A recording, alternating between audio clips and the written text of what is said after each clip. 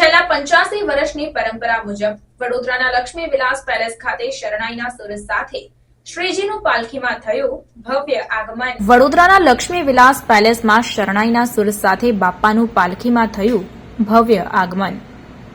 આજરોજ ગણેશ ચતુર્થીનો પાવન પર્વ સમગ્ર દેશમાં ગણેશોત્સવની ધામધૂમપૂર્વક ઉજવણી થઈ રહી છે, ત્યારે ભક્તો દ્વારા બાપાનું સ્થાપન કરવામાં આવ્યું।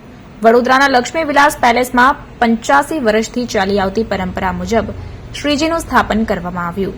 ઢોલ નગારા અને શરણાઈના સુર સાથે ફટાકડા ફોડીને બાપાને રાજવી ઠાઠ સાથે પાલખીમાં રાજમહેલમાં લાવવામાં આવ્યા અને શુભ મુહૂર્તમાં રાજવી પરિવાર દ્વારા ગણેશજીના શૃંગાર બાદ શાહી પૂજા કરી પ્રતિમાનું સ્થાપન કરવામાં આવ્યું। વડોદરાના લક્ષ્મી વિલાસ પેલેસમાં ગણેશોત્સવ મનાવવાની પરંપરા વર્ષ 1939થી ચાલી રહી છે। ગણેશ ચતુર્થીનો ઉત્સવ રાજવી પરિવાર દ્વારા હર્ષોલ્લાસ સાથે મનાવવામાં આવે છે, ત્યારે લક્ષ્મી વિલાસ પેલેસમાં અનોખો શણગાર કરવામાં આવ્યો છે। છેલ્લા 85 વર્ષથી ચાલી આવતી પરંપરા આજે પણ કાયમ જોવા મળી રહી છે। પહેલાના સમયમાં નક્કી કરાયેલી ગણેશજીની પ્રતિમાનો રંગ, સાઇઝ અને વજન આજે પણ એ જ સ્થિતિમાં રાખીને સ્થાપન કરવામાં આવે છે। આ મૂર્તિ ખાસ કરીને ચૌહાણ પરિવાર દ્વારા તૈયાર કરવામાં આવે છે અને લક્ષ્મી વિલાસ પેલેસ ખાતે વાજતે ગાજતે અને શરણાઈના સુર સાથે બાપાને પાલખીમાં બેસાડીને લઈ જવામાં આવ્યા હતા।